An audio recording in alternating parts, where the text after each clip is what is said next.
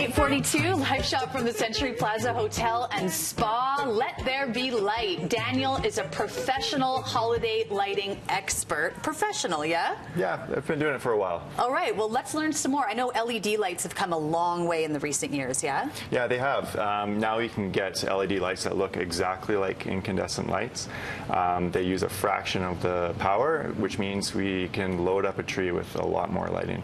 And they don't break as easily either, yeah? No, they don't break as easy, so it makes it safer and easier and faster as well. So you can have a bulb like this. This is LED, but again, it looks just like your incandescent light. Yeah, it sure does. Okay, so let's take it down to the base level. We've got ourselves a good supply of LED lights. What's next? Okay, so if you want to light, say, a tree, a great product would be mini lights like this. And so you can take this and wrap it around the outside of a canopy. So one style we like to call is canopy wrap.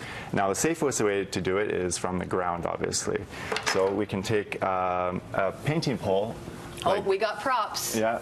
We can take a painting pole like this, and we can just attach a coat hook on the end of it, and now you can hang the lights from the ground. You really hacked this, didn't you? Yeah. Yeah, it's very strong, and the more you can install from the ground, the safer it's going to be. So what are these things, just to dumb it down here, what are these things called? These are just hose clamps. You can screw it on to the end, yeah. So that's going to enable you to not have to use any kind of ladder to go up a tree to hang your lights. That's right. If you can avoid a ladder, definitely do that. It'll be faster as well. All right, great note. I know you've brought a few photos for us that we can take a look and see some of the decorating styles. So another style is trunk and branch wrap. That looks so beautiful. It's very unique. It definitely draws a lot of attention.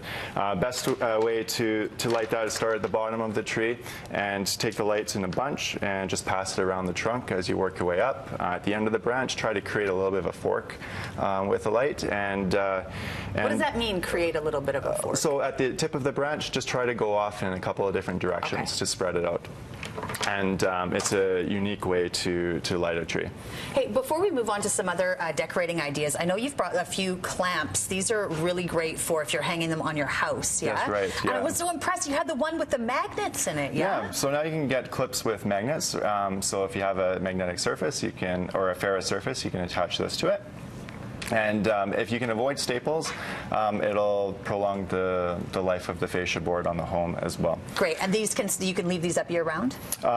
These will stay with the lights, so the lights can will come off seasonally, and so the clips will just attach onto a bulb like this, and you can hang it on the gutter or the shingle.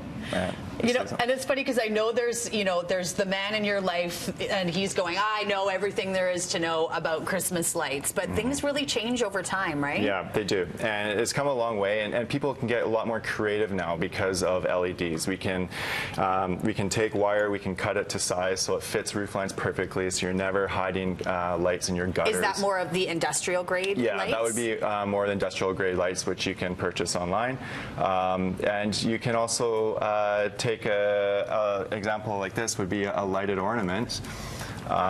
You can take a string of your mini lights, you can stuff them inside, and you can hang it up in a tree. And it's a great way to light really large trees with a relatively small amount of lights. Those look so beautiful. And you know what? The mom in me completely kicked into gear there when you said that, because hanging Christmas lights outside can be tricky with kids, but they could stuff one of these little basketballs with the lights and still feel like they've been a part of the project, which is really nice. Exactly.